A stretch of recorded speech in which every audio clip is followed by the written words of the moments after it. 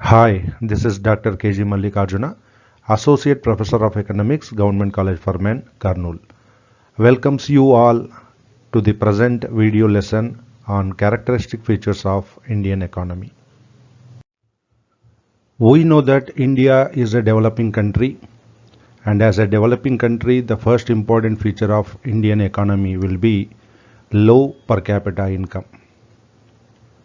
And according to World Bank's report of 2019, Indian per capita income was merely $2,104, and this figure is much less than the world's average, the world average being $11,429 for same year. In the same report, we can find that Luxembourg top with $1,14,705, which is 56 times nearly greater than our Indian per capita income.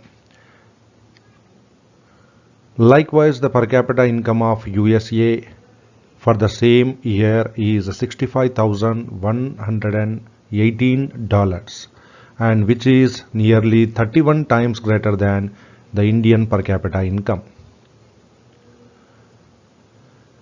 So therefore we can conclude that the Indian per capita income is very less when you compare with the other countries of the world. Another important feature of Indian economy and the developing economies as well is the predominance of agriculture sector.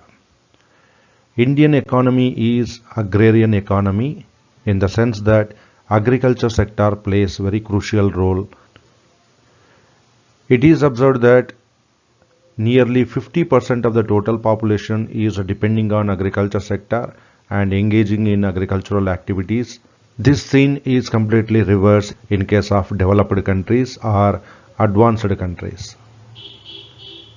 The contribution of agriculture sector to the Indian national income is gradually declining, and in recent years it is recorded as 18%. Though agriculture is predominant sector in our India, it is suffering from different type of problems like unemployment, poverty, low productivity, lack of irrigation facilities, etc. Another important feature of Indian economy is high population pressure. We know that overpopulation creates very complex economic problems in any country. As per the population is concerned, India stood in second place, and according to the World Population Clock, by 2020 Indian population crossed 138 crores mark. It means that Indian population is nearly 17% of the global population, and it also means that every sixth person in this world is an Indian. The population pressure is a result of two forces particularly, even though there are so many causes for population explosion, but the main reasons are high birth rate as well as low death rates. As per 2011 census of India, Indian crude birth rate was 23 per every 1,000 population, whereas the death rate was only 7 per 1,000 population. You can see huge gap between the birth rates and the death rates, and the difference between these two can be known as population explosion. Further, the percentage of people who are said to be unproductive population, that is the children below 15 years as well as elders above the 60 years, are constitute nearly 40% of the total population. Unutilized natural resources is another important feature of Indian economy as well as all developing economies. India is a rich country inhabited by poor people. That's why the famous economist Smith used to say, India is rich but Indians are poor. The problem is that these resources are not fully utilized for the production. So India having different type of resources, but these resources are not fully utilized and they are converted into production. Sometimes misutilization or underutilization of resources may be another important feature of developing countries. The main reasons for this underutilization, misutilization, unidentification of natural resources may be because of this capital deficiency as well as technical backwardness. One more common feature of all developing countries is the lack of infrastructural facilities. Infrastructural facilities are the basic requirements, the basic amenities that are required for economic development. And basically, these infrastructural facilities can be divided into two types: the physical infrastructure as well as social infrastructure.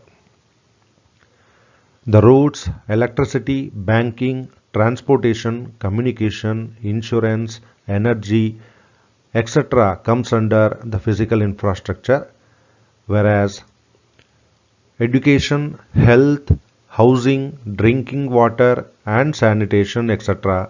comes under social infrastructure. In these, social infrastructure will improve the quality of human resources of the country. But unfortunate thing is, Indian economy is not having sufficient either physical or social infrastructure. Human Development Index is a composite index of socio-economic and health indicators of human beings. This index has been adapted by UNDP, United Nations Development Programme, to know the level of economic development in each country. In the developed countries, people are getting 3,600 calories on one side, whereas Indian average food intake is equivalent to 2,400 calories only. Even Indian literacy is very less, and we can say that only 76% of a population are literates. Rather, it is better to say 24% people are still illiterate.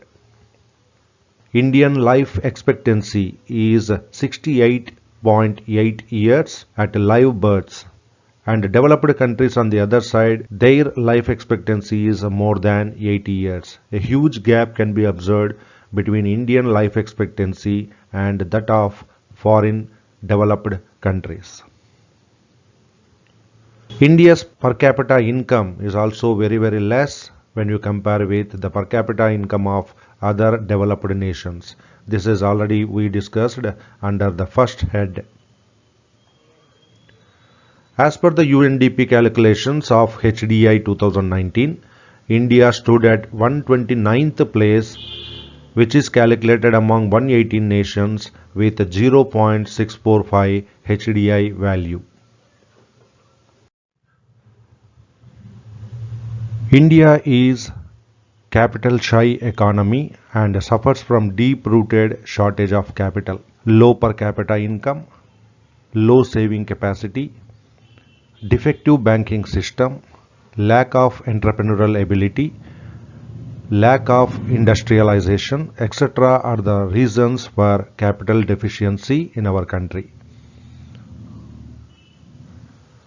Another important feature of Indian economy is the existence of chronic unemployment and underemployment. A mismatch between population and inadequate economic growth is the main reason for unemployment in the economy. Agriculture sector on one side faces seasonal unemployment, disguised unemployment, and on the other side in urban areas we find educated unemployment and open unemployment. Another general feature of Indian economy is income inequalities. The distribution of income and wealth in our India is not equitably distributed among the people. Huge gap can be observed between rich and poor, that is, haves and have-nots. Gini coefficient or Gini index is used generally to measure the inequality of income and wealth among the people in any country. Gini coefficient or Gini index is a statistical tool to measure this income inequality. It measures the extent to which income distribution deviates from perfectly equal distribution. In this diagram, we can see this 45-degree line indicates the perfect distribution of income and wealth among the people and indicates no income deviations.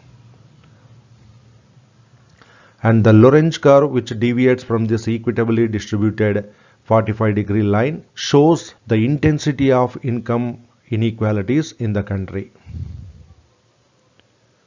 If the value of Gini is 0, it means that country having perfect distribution of income among the people and complete absence of income inequalities. Whereas if Gini value is 1, that indicates that perfect inequality distribution of income and wealth is there among the people. As per the latest estimations, Indian Gini coefficient value, Gini index value is 0.36, which is quite high when you compare with other countries. Low level of technology. Obsolete techniques of production are being used in Indian agriculture as well as industrial sectors. So the major production units are using this obsolete technology and they are not updated according to the time. As modern sophisticated technology is very much expensive, the poor Indian entrepreneurs, poor Indian farmers are not accessible to this modern technology. As Indian economy is backed up with untrained, illiterate and unskilled labor, it becomes very difficult to adapt modern technology in the Indian productive system. Altogether, force Indian economy to continue its production process with obsolete technology. So, thank you very much for watching this video on the basic important features of Indian economy or the features of developing economy. Thank you again.